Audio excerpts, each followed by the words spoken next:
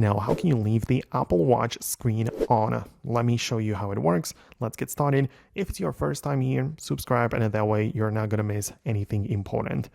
Anyways, there are some ways how you can do this. Like on the iPhone, just go to the watch application, and part of the display and brightness, you have a few things. First of all, there is the always on display. Not part of every single Apple Watch, but most of the newer models have that feature, and it just means that the screen never goes fully dark or black.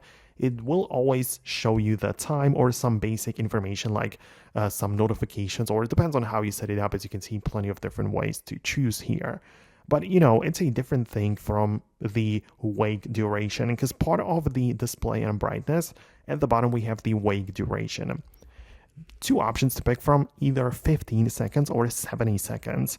And it just means that this is the time period during which the Apple Watch display stays on when you tap to wake it, right? So, you get inside the watch, you browse something, do whatever, and you'd either have the ability to stay or have the display on for 15 seconds or 70 seconds. So this is what it means. It's a different thing from the always on display, which only displays at that time.